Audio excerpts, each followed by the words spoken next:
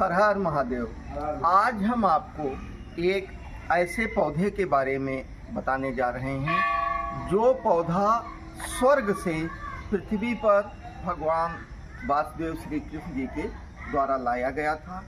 आज हम इसका रोपण भी करेंगे और इसके पौराणिक महत्व के बारे में और औषधीय महत्व के बारे में भी आपको बताएंगे। जैसा कि हमने कहा कि इस पौधे को भगवान श्री कृष्ण जी के द्वारा लाया गया था। होता ये है पौराणिक कहानियों में कि एक बार नारद जी पृथ्वी पर आते हैं और द्वारिका में जाते हैं। वहाँ श्री कृष्ण की रानी सत्यभामा जी से उनकी मुलाकात होती है और सत्यभामा जी को नारद जी वह पुष्प देते हैं। वह पुष्प सत्यभामा जी को बहुत पसंद आता है और वो भगवान श्री कृष्ण से कहती हैं कि हे द्वारिकाधीश, हमको इस पुष्प की ज़रूरत है, आप इसका पेड़ हमारे उपवन में लगाइए।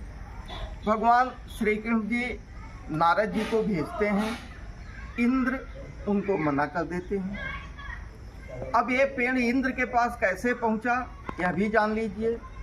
समुद्र मंथन के समय जो 14 रत्न निकले थे, उन 14 रत्नों में एक रत्न पारिजात का वृक्ष भी था।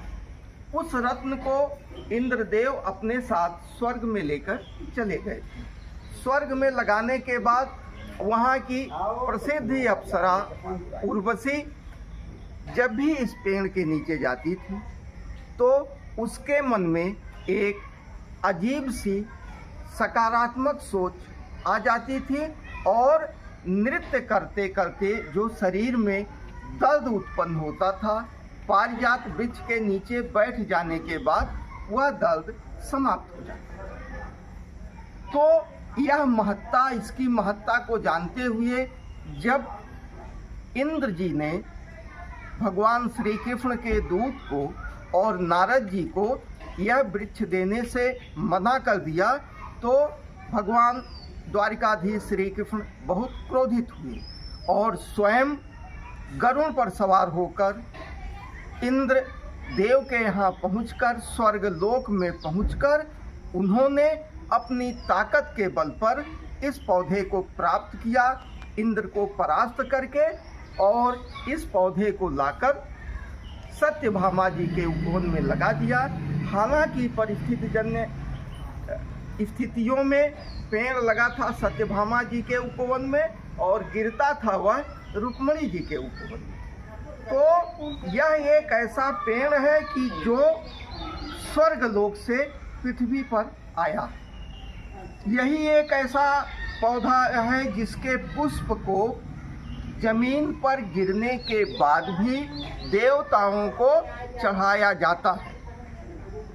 भगवान भोलेनाथ को, वासुदेव कृष्ण को, भगवान विष्णु जी को और माता लक्ष्मी जी को इसका पुष्प अत्यंत प्रिय है।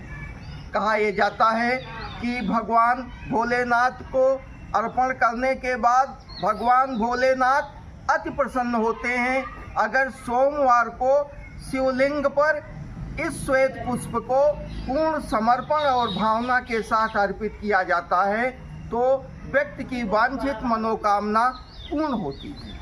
एक चीज़ और माना जाता है मान्यताओं में कि कोई भी व्यक्ति अगर इस पौधे के नीचे, इस वृक्ष के नीचे अगर अपनी मनोकामना कहता है और अपनी बात कहता है, अपनी समस्या को कहता है, तो यह वृक्ष उनकी समस्याओं का निराकरण करता है और उनकी वांछित मनोकामना को पूरी करता है। इस वृक्ष को हरसिंगार के नाम से भी जाना जाता है, कहीं कहीं इसको रात रानी के नाम से भी जाना जाता है। मान्यता यह है कि यह एक अति श्रेष्ठ पौधा है और एक विशेष बात यह है कि इस पौधे के पुष्प को कभी तोड़ा नहीं जाता, तोड़ना बिल्कुल मना है।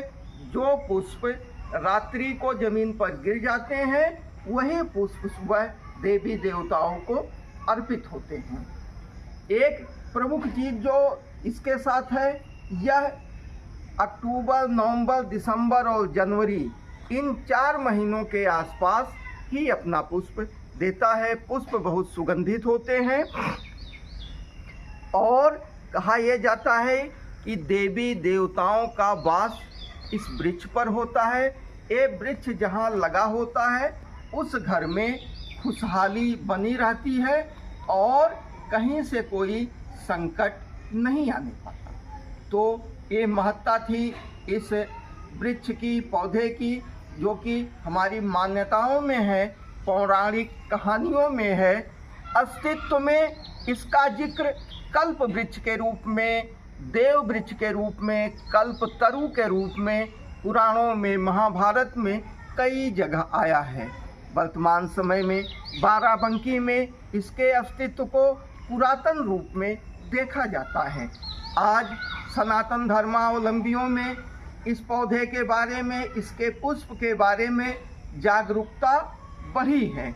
आज हम भी इस पौधे का रोपण इस परिसर में कर रहे हैं। हम इसके औषधीय पहलू पर ध्यान दे रहे हैं, बताएंगे कि कहाँ कहाँ किन किन बीमारियों में इसका उपयोग हो सकता है।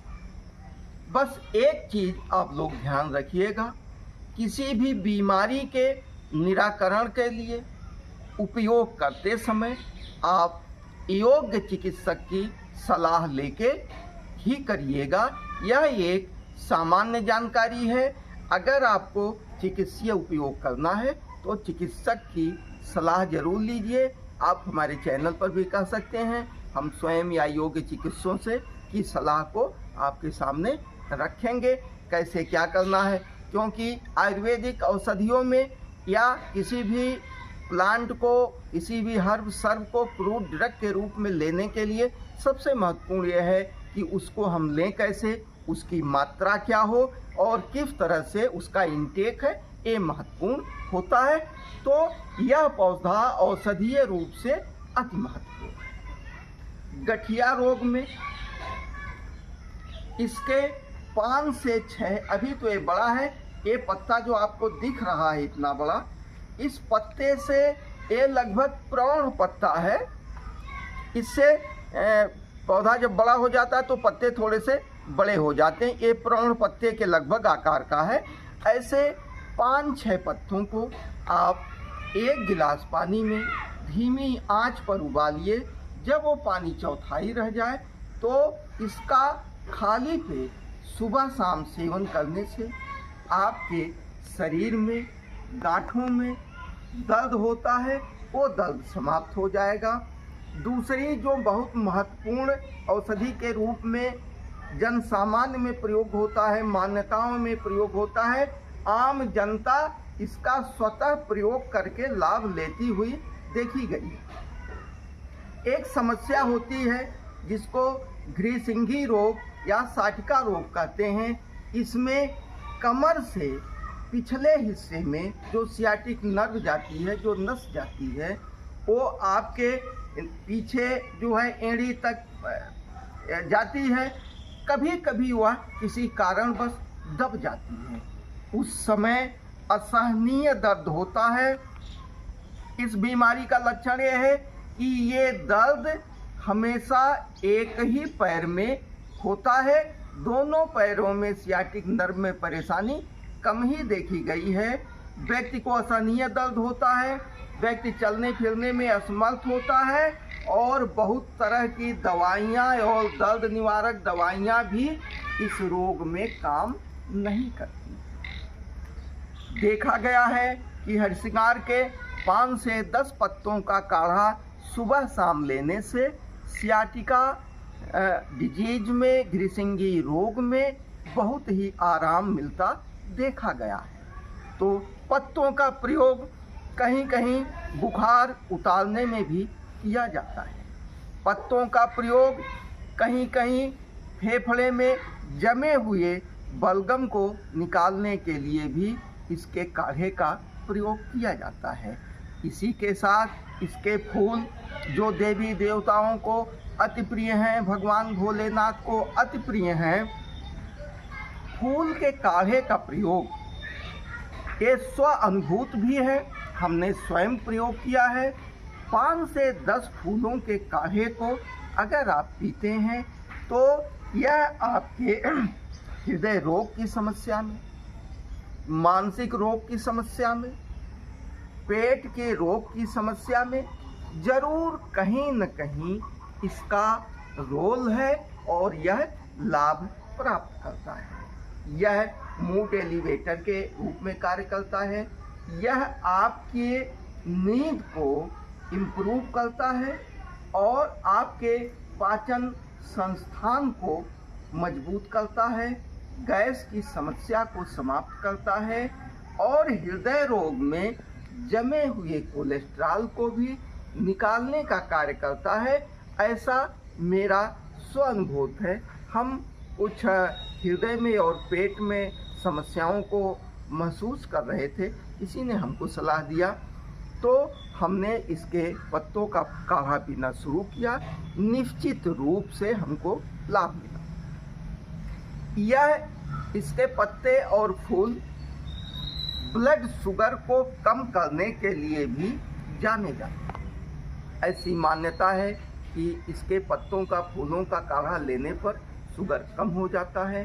तो मेरी सलाह है, जो डायबिटीज़ के रोगी हैं वह तो इसको ले सकते हैं, परंतु जो अन्य लोग अन्य परेशानियों को दूर करने के लिए इसके फूल और पत्ते का प्रयोग कर रहे हैं वो अपने शुगर लेवल को बराबर देखते रहें। ऐसा ना हो कि अन्य बीमारियों को ठीक करने के चक्कर में आपका शुगर लेवल बहुत कम हो जाए। बाकी डायबिटीज़ के रोगी इसको शुगर लेवल को कम करने के लिए ले सकते हैं। तो चिकित्सीय या किसी औषधि के रूप में इसका प्रयोग करने के पहले आप चिकित्सक का सलाह लेकर इसकी मात्रा का निर्धारण करवा के प्रयोग करने के तरीके समझकर ही इसका प्रयोग करें। आइए हम इस पौराणिक महत्व के, औषधीय महत्व के विशेष पौधे का रोपण करते हैं। यह पौधा, इसके पुष्प श्वेत होते हैं, रात में इसके पुष्प निकलते हैं और सुबह जमीन पर गिर जाते हैं और देखने में ही अति सुंदर होते हैं और बहुत ही सुगंधित होते हैं। जिस तरफ इन फूलों से होकर हवा जाती है, जो कि हमने स्वयं महसूस किया है, वहाँ का वातावरण सुगंधित हो जाता है। जिस परिसर में पौधा मौजूद होता है उस परिसर की समस्याओं का निराकरण हो जाता है। तो आइए अपने यहाँ वृक्षों की संख्या बढ़ाने के लिए, औषधीय पौधों के महत्व को बढ़ाने के लिए हम आपसे भी कहते हैं कि वृक्ष जीवन है, वृक्ष ही हमें प्राणवायु देता है, वृक्ष पौधे ही हमें औषधि देते हैं।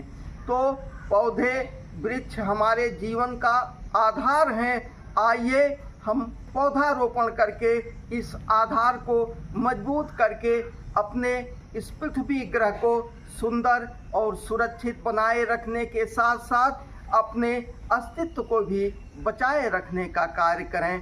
तो हम इस पौधे का रोपण करते हैं और आप सभी को हमारी तरफ से बहुत ही शुभकामना। हर हर महादेव।